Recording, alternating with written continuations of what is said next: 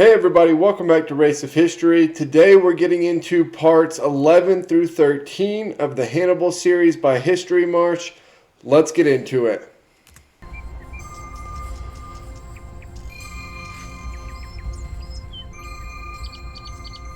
It is August 2nd, 216 BC.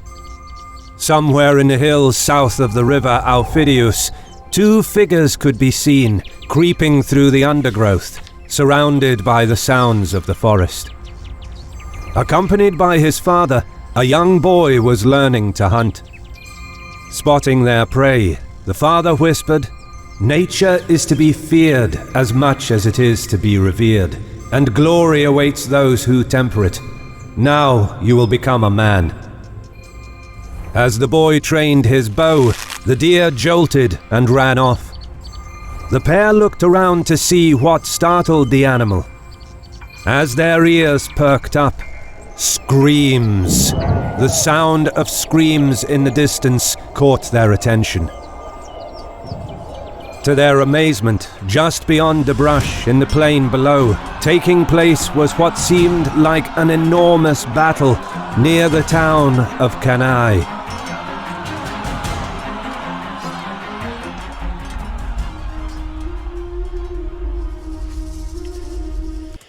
Okay, so just so everybody knows, Cannae is how I say it.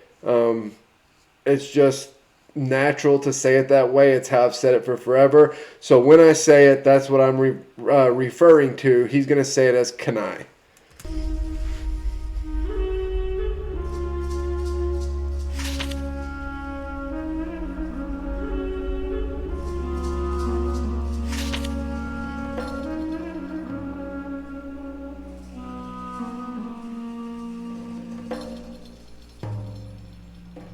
Hannibal, now spending his second winter in Italy, was commanding an undefeated army that inflicted losses on the Romans more severe than those suffered in the First Punic War, destroying several armies, marching across Italy at will, pillaging and setting the rich countryside ablaze, seemingly unopposed. Rome's scorched earth tactics of the year prior, intended to starve Hannibal's army, hadn't succeeded.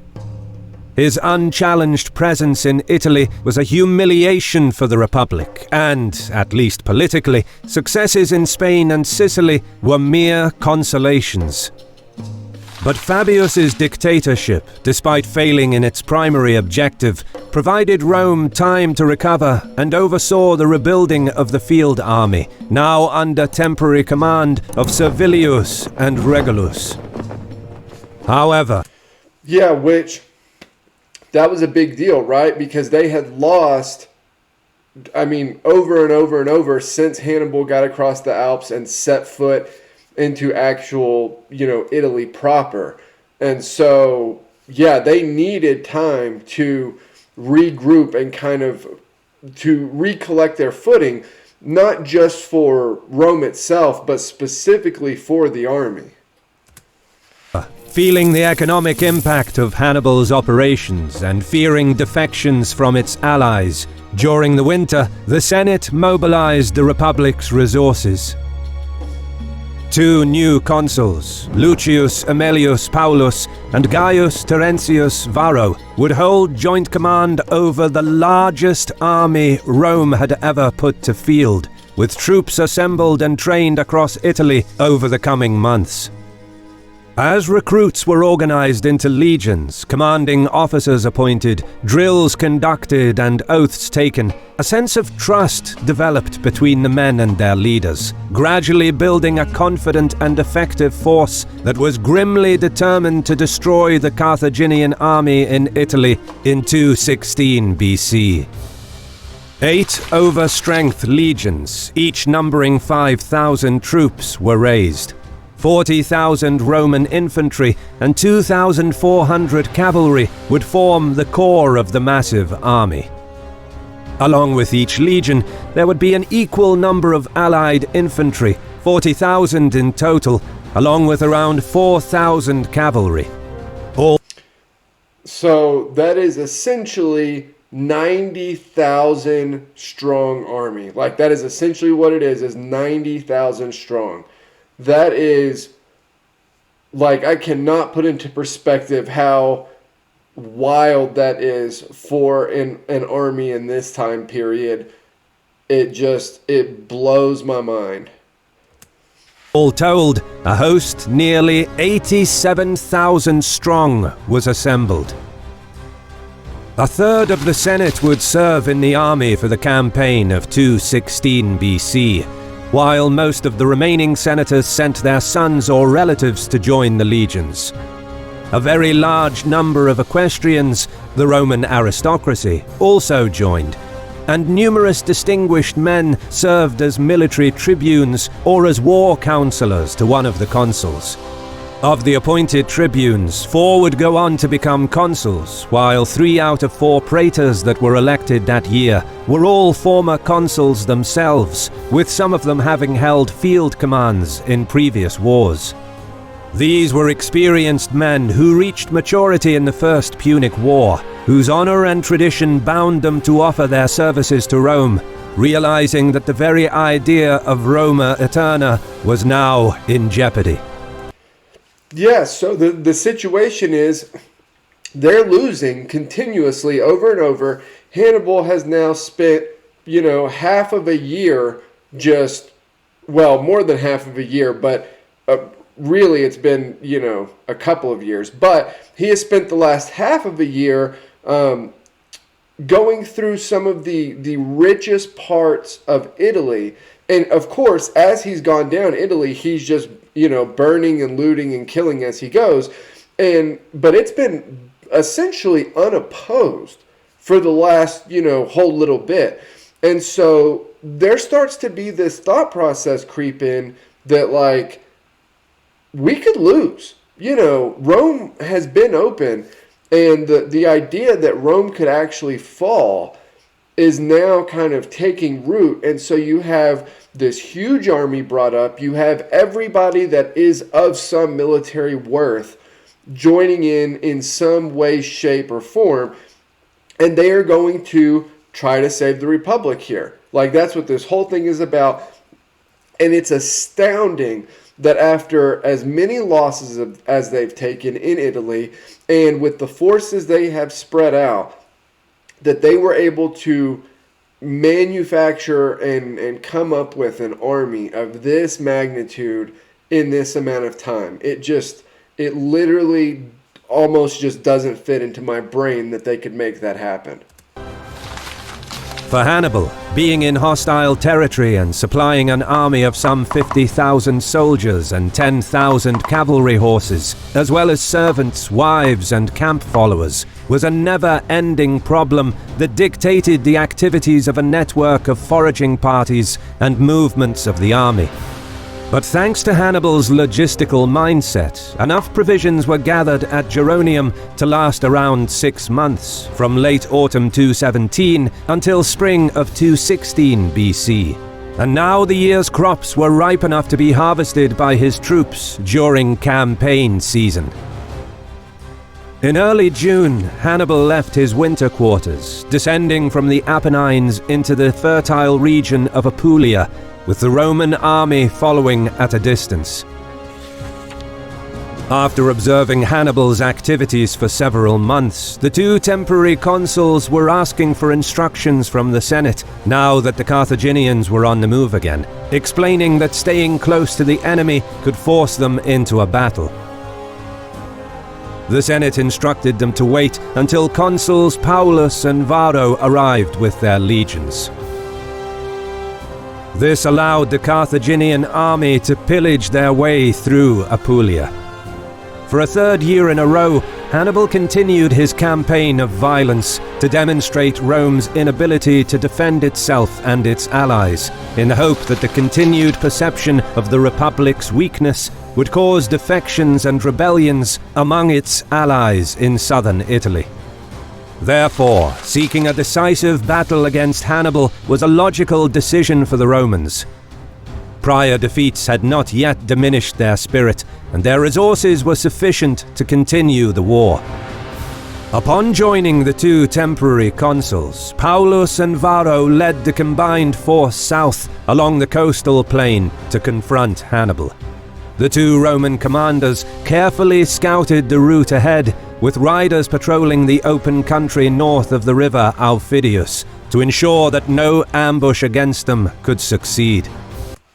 So, scouting is not something that the Romans are super well known for. In fact, they're kind of notorious for being bad at it. However, once you've been led into a handful of traps by Hannibal and he just keeps tricking you every which way, obviously you start to think, okay, well, we need to get some guys out ahead and make sure we're not walking into anything here. Because the Romans' thought process is, not only is this the biggest army that they've raised, they now so outnumber Hannibal that they're just going to try to get to him and provoke an open battle. I mean, that's the whole thing is, we have more troops, we have more manpower, we're just going to slam in and crush this army led by Hannibal. But the Romans too faced logistical challenges. Supplying 87,000 men, their mounts and pack animals was immensely problematic, and maneuvering a force of that size in close vicinity of the enemy presented further challenges. The clouds of dust thrown up by the massive marching column was visible up to 10 kilometers away. Meanwhile, after raiding Apulia for about 7 weeks, Hannibal was considering his next move. His scouts must have informed him of the large force he would have to face, and he knew that a Roman victory in a single battle could stop his invasion and end any hopes of winning the war. Without any allies in southern Italy, if his army was dealt even a limited defeat, it would have been difficult for it to survive, too far from its bases in Spain and the tribes of Cisalpine Gaul, where supplies could be drawn from. Any significant losses of men in battle couldn't be replaced, and would diminish Hannibal's ability to plunder the countryside and wage war on the Romans. This would have resulted in lower rations and lack of payment for the troops, which would have certainly caused some of the contingents to lose heart and desert. Another rumor circled in Rome that Hannibal drew up a contingency plan, in case of defeat, to abandon the army and flee north with his cavalry, in the hope of cutting his way to Cisalpine Gaul. Whether or not this was true is impossible to say, but by mid-July Hannibal captured the town of Cannae. While it wasn't the wealthiest nor largest settlement in the area, and was now abandoned, having suffered in the last year's campaign, Cannae was used by the Roman army as a supply depot. Capturing it, along with gathering the produce from the surrounding area, secured plentiful provisions for the troops, which reduced the need to forage for some time. For the next several weeks, the Carthaginian general sat and waited for the Romans. Situated on a hilltop, Cannae was a good vantage point, overlooking the flat plain in the direction from which the Roman army would come. One of the Carthaginian officers by the name of Gisgo nervously commented on the size of the enemy army. Undoubtedly, he wasn't the only one in the Carthaginian army that was intimidated by the size of the Roman host. No, and think about the situation that Hannibal is in here. Like it talked about, he doesn't have the ability to get really anything else that he needs that he loses in battle, right? Can't get men to fill in for the spots of men that have died. Doesn't have ready access to a ton of supplies that he hasn't already captured. And so he's in a tough position, but also the overarching game plan for Hannibal is to smash Roman armies in the field. The bigger the better has kind of been his thought process. This is pretty damn big. You know, the Romans are really gonna test that theory of, is bigger always better for Hannibal in the field?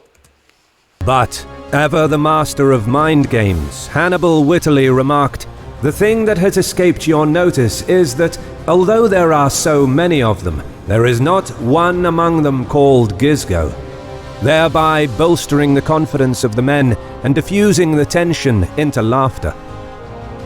Although there was nothing stopping the Carthaginian general from continuing south, where more plunder could have been taken, he was aware that the Romans were coming and that he could not be perceived as trying to avoid battle, for no community in southern Italy would defect to his side if he lacked confidence in defeating Rome. At Cannae, Hannibal's objective was to meet and destroy the Romans.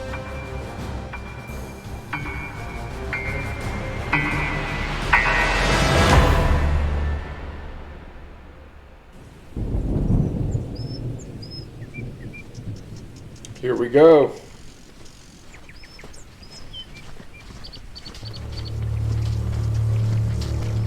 Some distance north of Cannae, the massive Roman host lumbered forward through the plains of Apulia when the forward element spotted Hannibal hastily abandoning his camp just ahead. The enthusiastic Roman vanguard rushed forward. The pursuit lacked organization, but for once they caught the Carthaginian general off guard, and they were not about to allow him time to consolidate. But while Hannibal's standard did leave the camp, the Carthaginian general was in fact lurking in the forest nearby. He lured the Romans into an ambush yet again, despite their extensive scouting efforts. Panic gripped the Romans, and it seemed like another disaster was afoot. But Consul Varro quickly rallied the troops and reformed the lines, managing to beat back the Carthaginians. Hannibal committed significant forces in an effort to destroy the Roman vanguard and shatter the morale of the Republic's army in yet another ambush. But the legionaries he met on that rainy morning showed the kind of determination he hadn't faced before.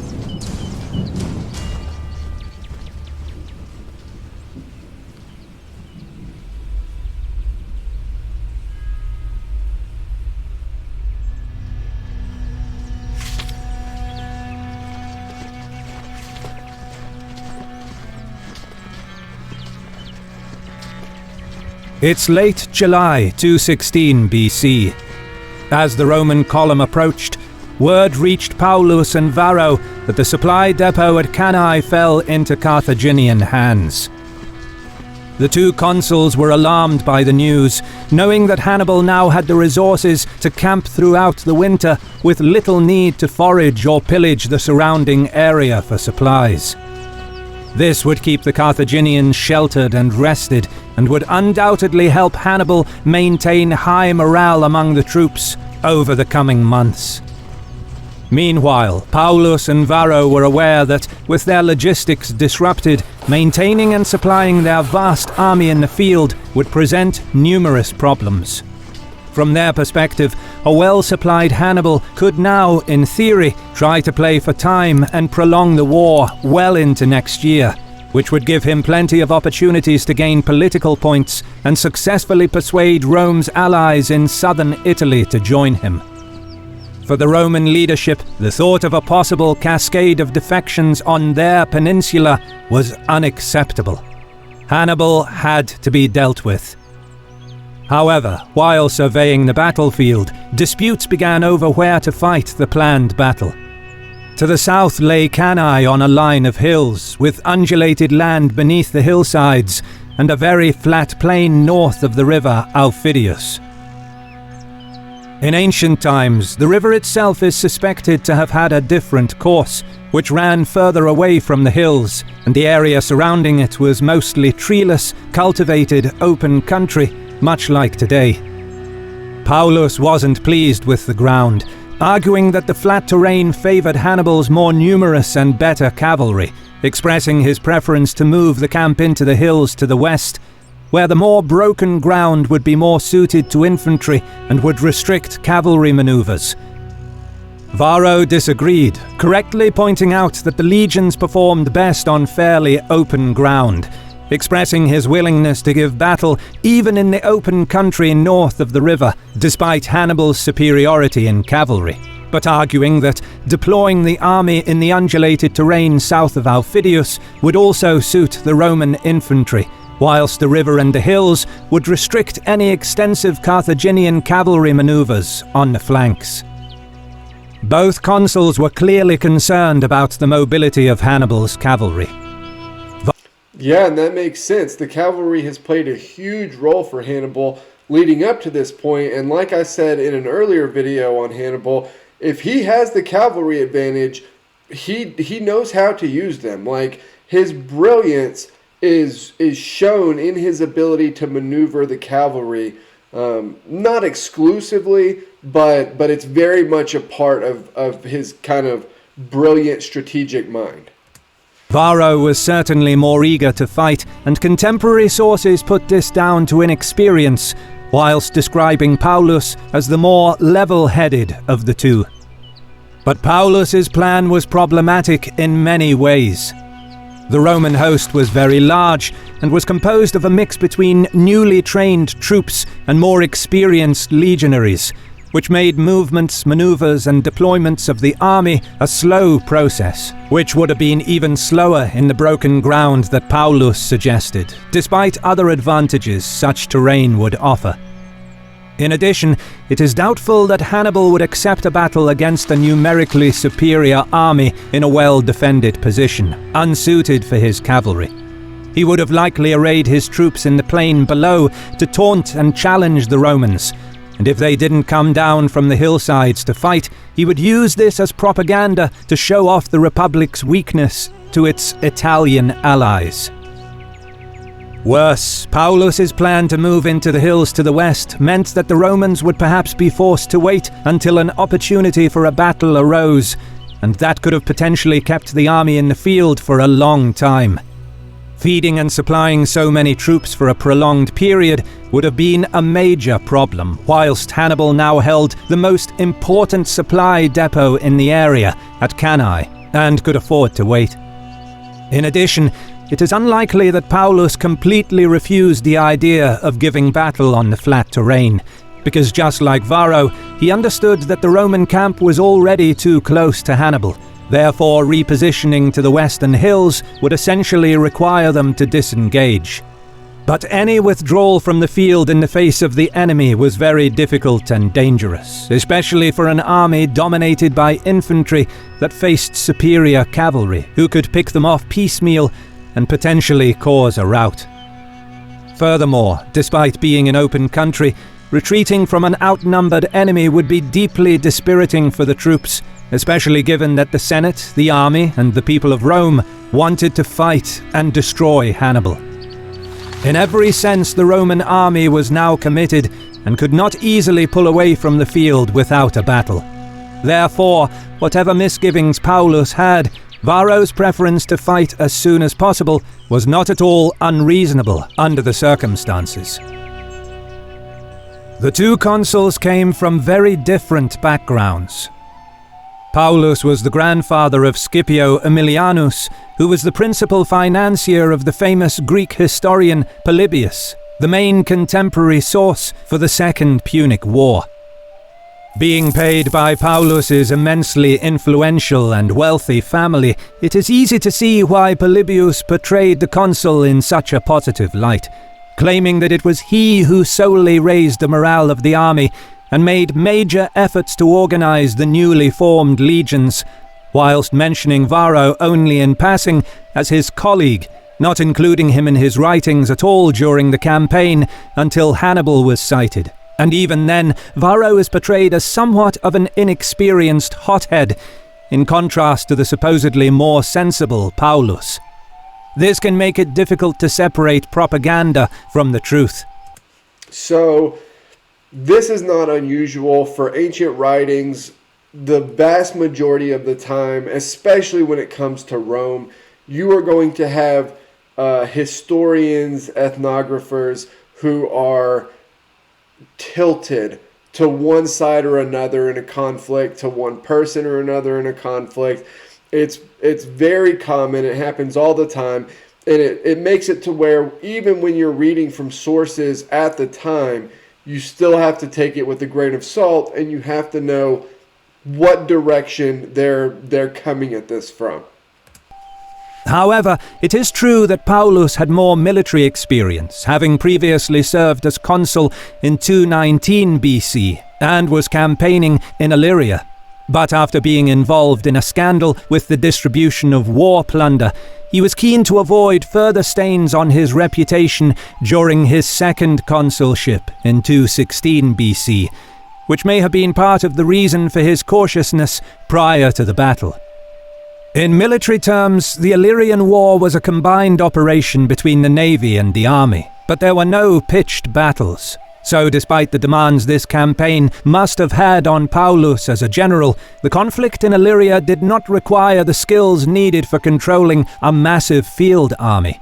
And since his reputation was embellished in contemporary sources, we have no reliable way of knowing how good of a commander he was. In contrast, Varro was a novus homo, a new man, one of the very few in any generation of Roman political circles to be the first in their family to reach high office.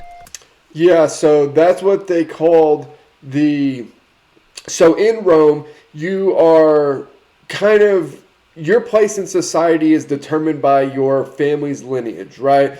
And so you have all of these old families that are essentially the oligarchy for Rome, and it's not set up to where you can't make it to those places if you aren't from one of those families, but it just doesn't happen very often. Everything is basically stacked against you.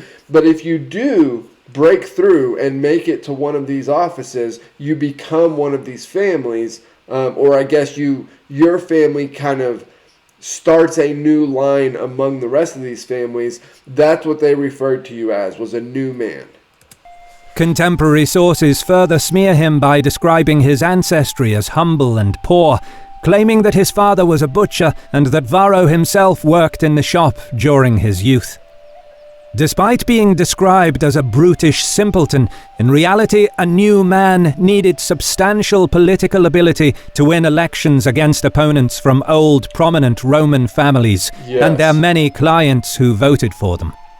Varro could not parade the achievements and high status of his ancestors and had to find other ways of making his name known to the public in a voting system that heavily favored the rich, which in a way made him an underdog.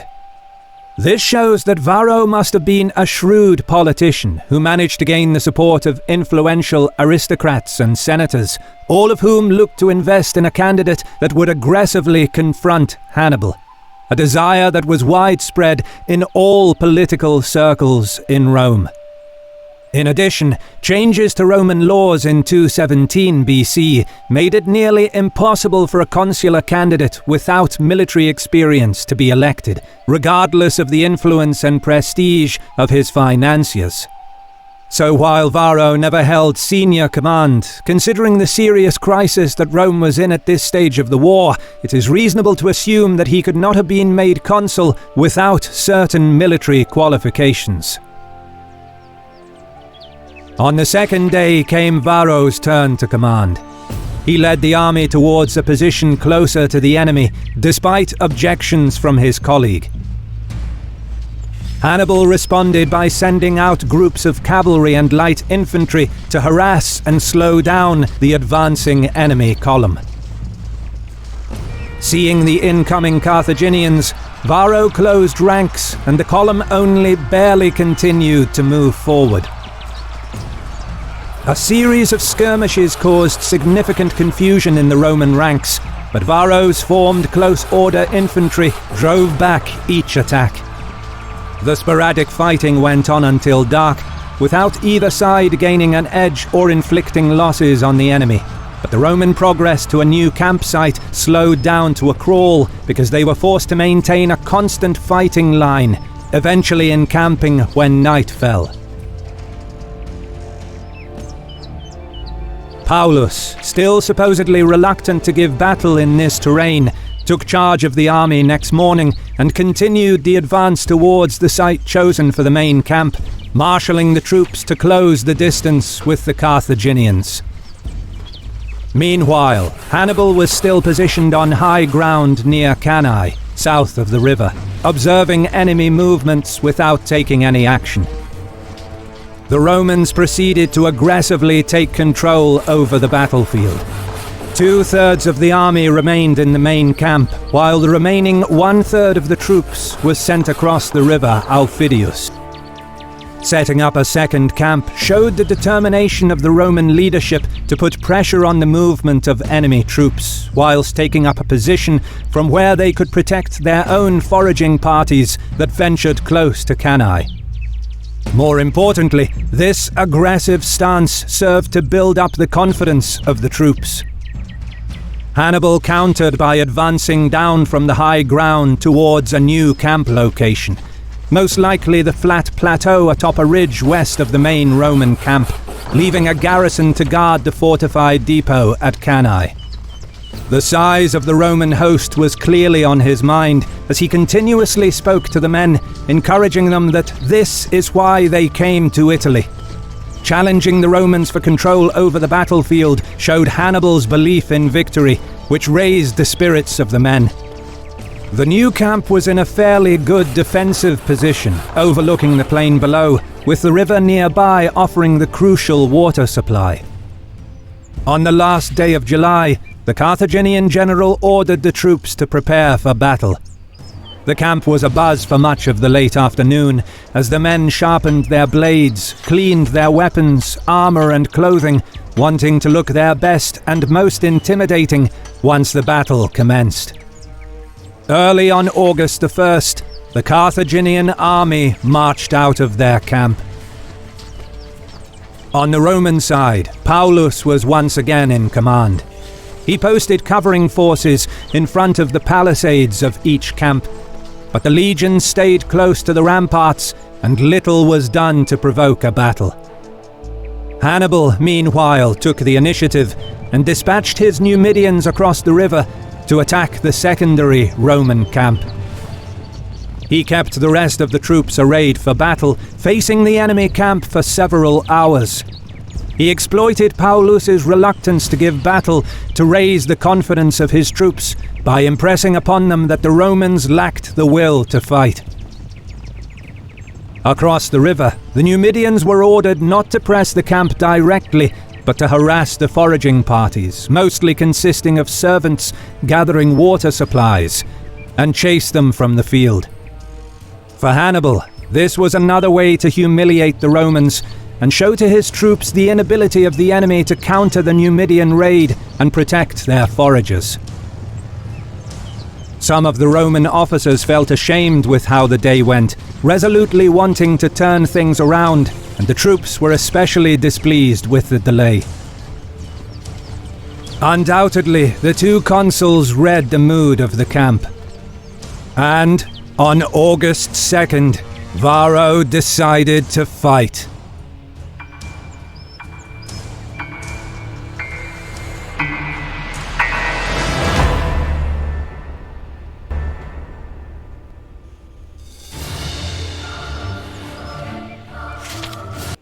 Okay, just to lay the blueprint for everybody, this is my favorite ever pre-modern battle. This is obviously an ancient battle, but everything pre-modern kind of boils down to this. This is my favorite one. It is just such overwhelming odds, such brilliant tactics by Hannibal. Everything about it is just so brilliant on Hannibal's side, but it's my favorite one by a mile.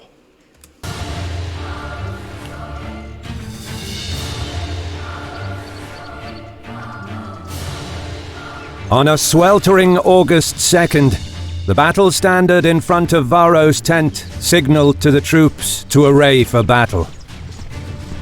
As the gusts of southwesterly Volturnus wind raised clouds of fine dust across the dry Apulian soil, for the next several hours, army officers closely supervised the complex deployment to ensure that the legions would form in the correct order. Varro and the rest of the Roman leadership decided to show the enemy their willingness to fight. However, they had...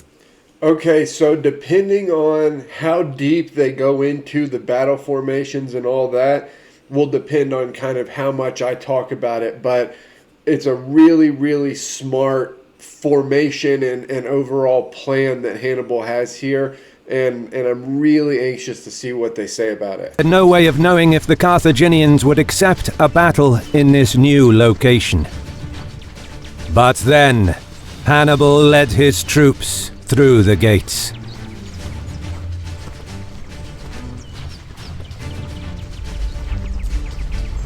The Carnage. What a great name.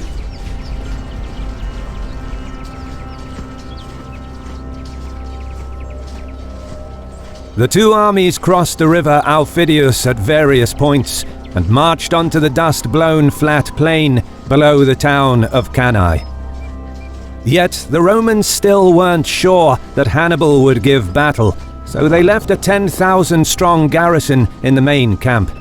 It was Paulus who insisted on this, arguing that besides guarding the baggage, this force could also threaten Hannibal's camp and cut off his line of retreat once the battle went in favor of the Romans. However, Hannibal wasted no time in deploying his army, sending out his light troops to form a protective screen for the main body. Varro too sent out the velites to mask the process of deployment from the enemy. There are suggestions that the Roman leadership didn't actually expect the more mobile Carthaginians to fight on such a narrow and confined battlefield, and merely wanted to deploy the legions in front of the enemy to boost morale and rebuild their confidence, after being humiliated the day before for refusing to fight. Such practices of building up the confidence of the men were common in the battles of this period, but it is far more probable that the Romans did, in fact, fully intend to fight this battle on the ground of their own choosing. Yeah, I've talked about this in previous videos, but there's like a dance that happens in ancient battles, this back and forth of putting troops out and putting them in certain formations and trying to kind of outflank the other one, seeing if the opposing army will come out and fight in a location that's advantageous to you. And if they don't, then you go to a place that's not quite as advantageous to you, or you deploy your troops a little bit differently next time. There's just this constant dance back and forth before the battle ever starts in ancient warfare. Hannibal, however, has already scouted the battlefield, and he knows the move. Whatever the case, Hannibal is said to have had 40,000 infantry and 10,000 horse, while the Romans fielded around 70,000 infantry and 6,400 cavalry. Varro placed a screen of around 15,000 velites in front of the main line. 4,000 allied horse were positioned on the left under his direct command, while Paulus was in charge of the 2,400 Roman cavalry deployed on the right. To compensate for their numerical inferiority, the squadrons of horsemen were packed in a tighter formation, with no more than 1.5 meters between each rider. Room to maneuver the horses wasn't necessary, as their role would be purely defensive, while the infantry drove the attack forward. Regular Roman infantry was mixed with the cavalry to give more stability to the static squadrons. Servilius commanded the 55,000 Roman legionaries and allied troops in the center, arrayed in a much deeper and more tightly packed triplex Achis. Varro used the overstrength maniples to add depth to the infantry formations. Furthermore, he reduced the gaps between the lines to bring the full weight of the legions to bear, aiming to overwhelm the enemy.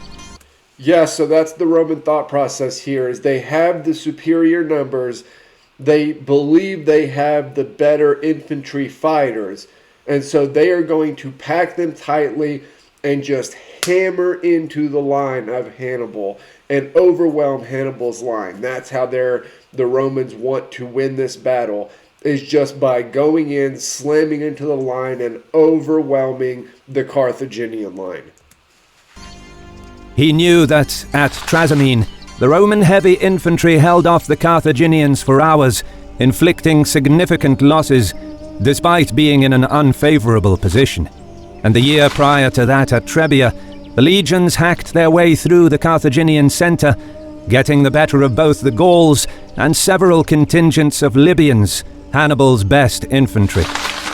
It's worth noting that the tighter maniple formations restricted the tactical flexibility, but eased the coordination of the massive army, and, more importantly, the deeper formations possessed longer endurance in a direct confrontation. Thus, the Roman leadership was confident that the legions can outmatch the enemy and crush Hannibal's center yet again. To achieve this, Varro chose the battlefield wisely. He packed the legions on a narrow front, with the river and the hills near Cannae protecting the flanks from envelopment. This would force the Carthaginian horsemen into a frontal charge, and the Roman cavalry was tasked with delaying long enough for the legions to finish the job. If they could break through the Punic center, it wouldn't matter if the weaker Roman horse lost a fight on the wings, because at that point the Carthaginian cavalry couldn't do much more than harass the large block of legions. The selection of the battleground at Cannae could allow the heavy infantry to smash their Punic enemy. We do not know if Varro alone planned this, or if he was assisted by Paulus, Servilius, and other members of the Roman leadership. And if the Carthaginians had laid out their battle formation like it looks on screen right now, the Romans very well could have had that plan work.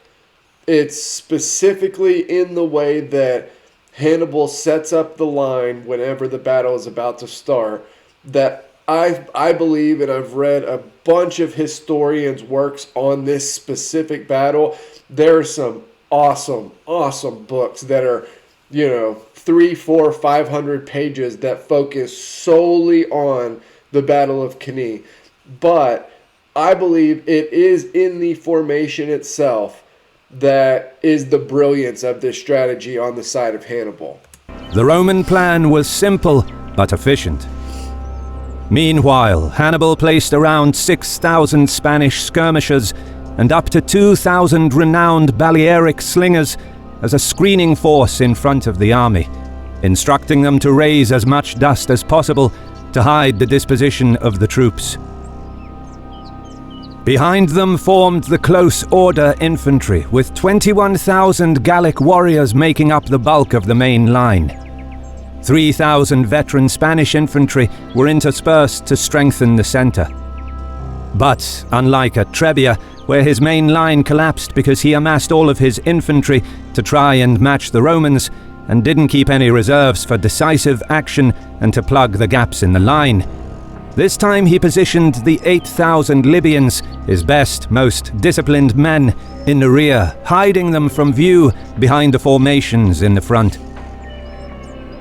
On the Punic right were 4,000 Numidian horsemen, commanded by Hanno, tasked with holding the flank, while on the opposite side, the Carthaginian general placed 2,000 Spanish and 4,000 Gallic cavalry, under the command of Hasdrubal, planning to overload the left flank in a direct attack on the Roman right, hoping to smash the enemy cavalry and threaten the legions from the rear.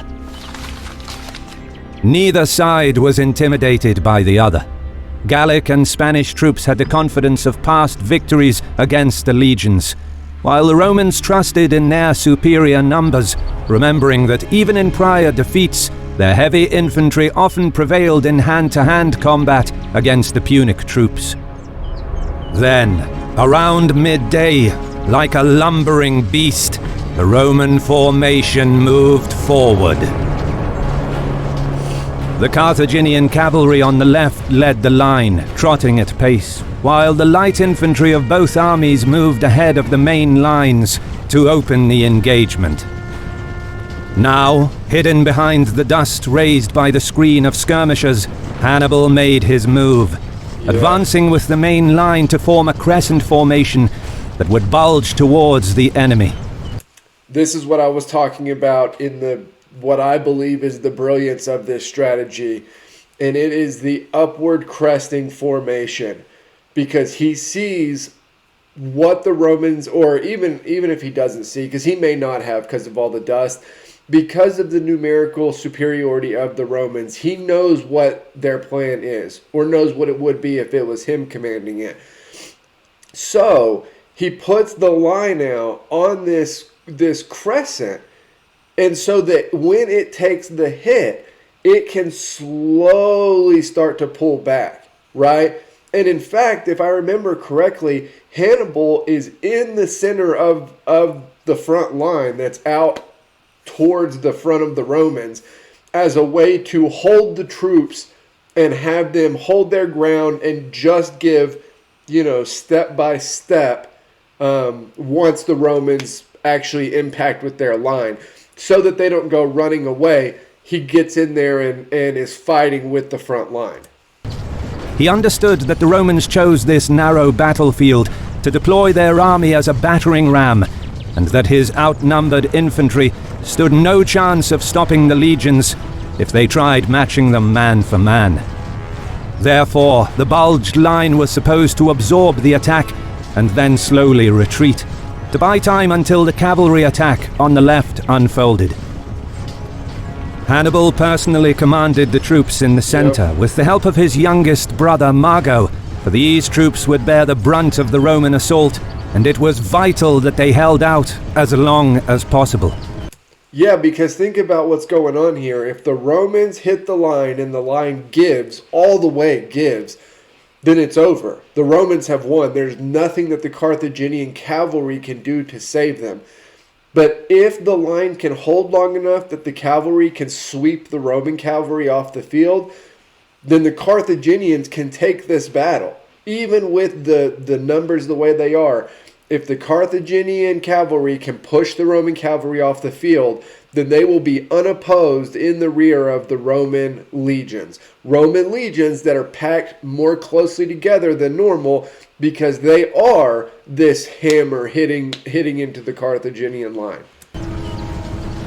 As the skirmishing between the light troops began in the middle of the field, Carthaginian riders on the left advanced full tilt towards the Roman citizen cavalry. With veteran officers leading the way, the Spanish and Gallic squadrons stayed compact, doubling up on and dispersing the first lines of Roman horsemen, quickly penetrating their formation. Some of the Roman riders dismounted to fight on foot, but the Carthaginians swarmed their positions, dragging their opponents from their seats. But despite outnumbering the Romans 3-1, the confined space largely negated the numerical advantage of the Punic riders, and Hasdrubal did well to tightly control his men, managing to overwhelm the Romans in a brief, furious charge. The Roman cavalry couldn't cope, and most of them broke and fled, with the Carthaginians now in hot pursuit. Others huddled together to hold off the Punic onslaught for as long as possible. Paulus himself escaped the carnage with his retinue and moved to rejoin the fighting in the center.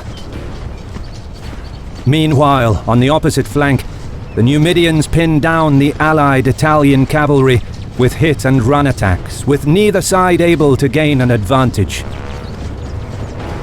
In the center, after a long exchange of projectiles, the skirmishers retreated behind the close order infantry as the Roman legions closed in. The massed ranks of legionaries must have been an intimidating sight, advancing slowly while clashing their weapons against the wooden shields, whilst the trumpeters added to the cacophony of noise. As an almost solid mass of rank upon rank of armored legionaries clashed with the enemy, Hannibal's advanced center narrowed the width of the initial contact, reducing the deadly momentum of the Roman attack. The bare-chested Gauls, hacking at the enemy with their long slashing swords, and the Spanish in their white tunics, thrusting forward with their short blades, stood firm and held back the enemy for a time. But as more Roman troops entered the fray, the weight of the legions drove back the mixed Punic formation. Roman velators supported the attack, while the Carthaginian light footmen were ordered to reinforce the flanks of the infantry. Hannibal and his officers barked orders at the men, telling them to stand off the Roman assault and slowly move back. Already overwhelmed by the wall of scutum shields pushing them back, ordering the troops to retreat further in the face of the enemy was fraught with risks. Yes, but look at what is happening with the line here. The line went from that inverted crescent, and it's slowly starting to look like an actual line. All it would take is a few men buckling under pressure to cause slight cracks in the line that could quickly break the formation and turn into a rout. That's why Hannibal and Mago are in the center of the line fighting. It is specifically to keep the Carthaginian troops from running in a rout. But the Carthaginian general and his Punic captains led from the front, fighting alongside the troops in the first lines, encouraging the men to hold their nerve, carefully controlling their withdrawal. Hannibal knew that he had to stay in the fight and buy time until events elsewhere on the field unfolded, and for now, the line held. Close to the hills on the right, the light Numidian horsemen fought in small groups, throwing their javelins and rapidly retreating before the enemy could pin them down. However, their attacks caused very little damage, and Varro simply remained in place, making no effort to drive them back. The main role of the Roman cavalry was to prevent the enemy from flanking the infantry formation long enough until the main assault of the legions broke through the center. And they're holding right now the Numidian light cavalry off. But further up on the map, they're getting handled. But on the other flank, the superior Carthaginian horse have by now decimated the Roman cavalry, completely routing them from the field. Next, Hasdrubal could move against the rear of the Roman center or help surround Varro's allied cavalry on the right. But first, he had to regroup and allow his men and horses time to rest, who were by now exhausted from pursuing the fleeing enemy cavalry. Back in the center, as the Carthaginian infantry fell back before them, the Romans pressed on, prodding and cutting through the retreating enemy line. Okay, so now look what's happening with the line. This whole battle, remember, it centers around if Carthage is going to win, or if Rome is going to win, it's going to center completely around what the Carthaginian line does. Rome's trying to break it, and Carthage is trying to hold it, but it has now gone from this inverted crescent to a straight line, now to an actual crescent is what it's forming right here. This is where the brilliance of Hannibal's strategy is in this formation. Because in it moving from the inverted crescent to the actual crescent, all of a sudden, you have a lot of Carthaginian soldiers that are fighting really far up on the flanks of a lot of Romans. Sword in hand, the centurions and tribunes shouted orders through the deafening noise of the screams and the clattering of weapons, urging the maniples to charge together, sending more and more men into the concaved Punic center, which seemed like it will soon break. Conversely, Hannibal and Mago pushed the men to resist a while longer, trying to gain every precious second, hoping that the Spanish and Gallic cavalry will come to their aid. But as more and more legionaries were drawn inwards, the Roman breakthrough was inevitable, and the pressure on the center finally broke the Punic line. The Gauls and Spanish at first moved back facing the enemy, with flurries of fighting still occurring, but before long they turned and routed. With the enemy now on the run, Paulus and Servilius poured more men into the gap, refusing to give the Carthaginians any chance to rally and reform their lines. So right now Rome thinks that they are going to win. They are pulling men from further out and from further back, and they're centering it right here into the middle. Carthage not only has cavalry that is very soon going to get in on this battle, they also have infantry that, what they say, 8,000 infantry that were stationed on the side for a situation like this. So they have infantry that hasn't been used, they've been in reserves, and they have a cavalry, that is about to come screaming back into the picture. The overcrowded Roman center surged forward into the salient.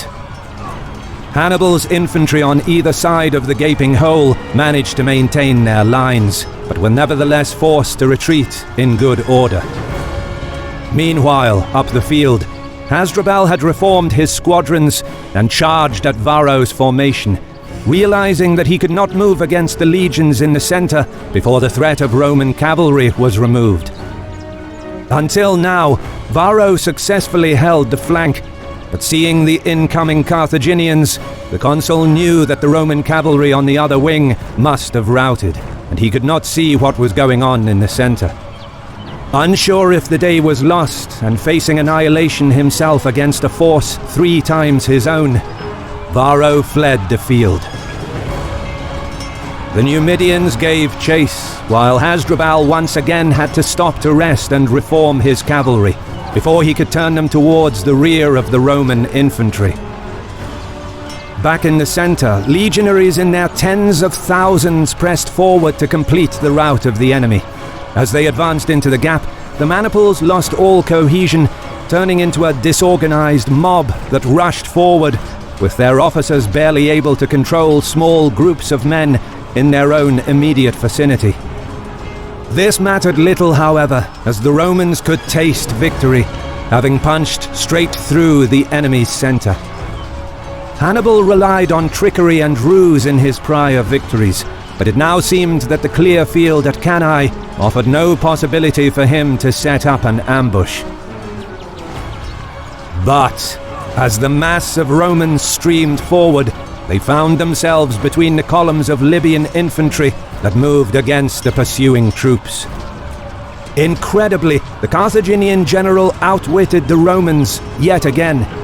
By carefully masking the position of the Libyans behind his troops in the front, and using the clouds of dust raised by the fighting, Hannibal concealed his best infantry from the enemy on an open field, luring the greatest army Rome has ever assembled into an ambush set in plain view, in effect letting the legions outflank themselves.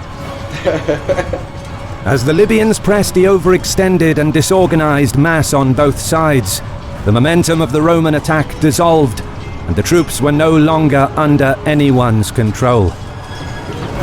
Oh, just wait until the cavalry gets in to close that noose. Hannibal and Mago rallied most of the routing Gallic and Spanish troops, turning to rejoin the fighting, while on the opposite side of the field, Hasdrubal charged into the rear of the enemy infantry.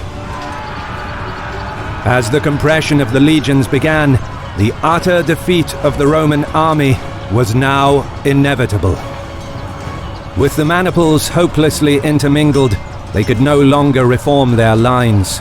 To make matters worse, Libyan troops looked similar to Roman legionaries, having been equipped with Roman armor, helmets and shields that they stripped from the dead at Trebia, Trasimene and Geronium. The legionaries felt they were no longer protected on the flanks, and with the enemy seemingly amongst them, their nervousness soon turned to panic. They were absolutely not protected on their flanks. Hannibal turned the strength of the Roman infantry, their deep, overwhelming formation, against them. I mean, Jesus, look at that. What flank would they possibly be protected on?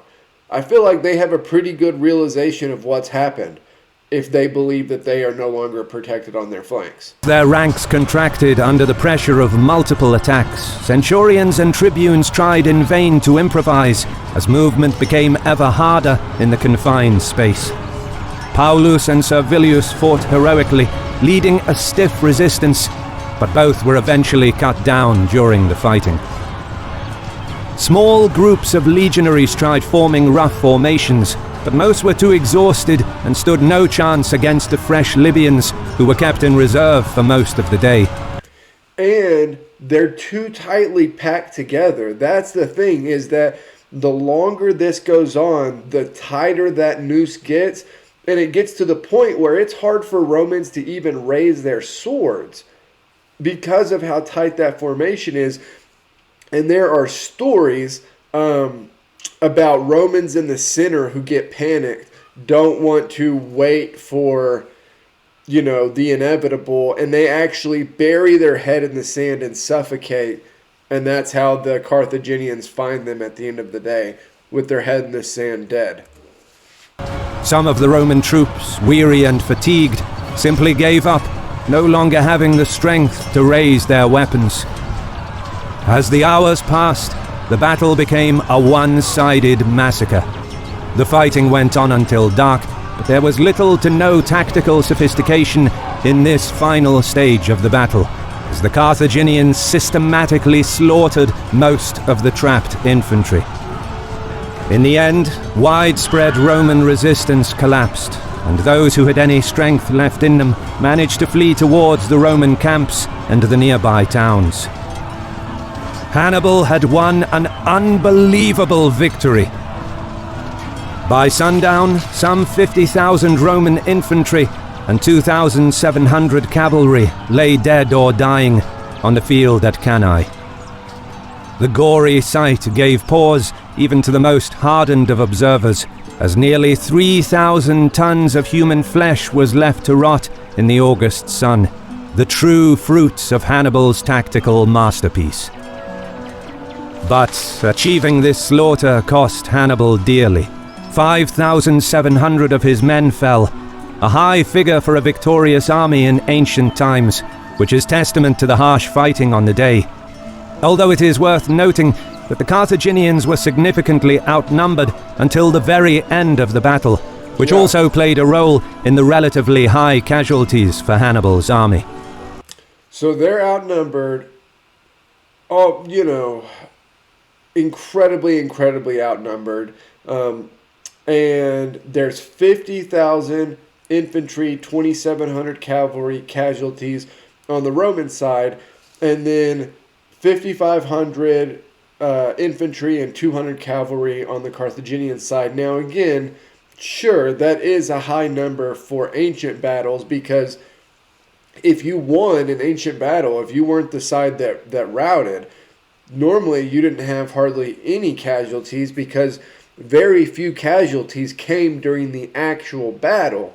It was after one side broke that all of the casualties would mount up. So if you weren't the side that broke, you didn't have very many casualties, but you fought a military force that was way bigger than you. And not only that, it's this thing that military historians have been just fixated on since this battle. And it's the idea that was thought to be impossible, that a smaller army could completely envelop and surround a much larger army. It was thought to be impossible. This is the exception to the rule, and it was so brilliantly done that Hannibal is studied in military academies all over the world today. Nevertheless, the Roman leadership was decimated. Consul Paulus, Proconsul Servilius, and Marcus Minucius Rufus were killed in the battle, along with 80 senators, 2 quaestors, 29 out of 48 military tribunes, some 300 equestrians, with many others captured and enslaved. Never has there been a defeat that struck so hard at the very heart of Roman society. And as night fell on August 2nd, 216 BC, Rome's very future was left in doubt. Credit goes to our awesome patrons who make... Okay, so that was the Battle of Cannae, 216 BC by HistoryMarche. Like, comment, subscribe. This is a longer video, but man, this was a good one. I'm not sure when I'm getting to the last portion of the Hannibal series, but it should be somewhat soon, and I will see you guys then.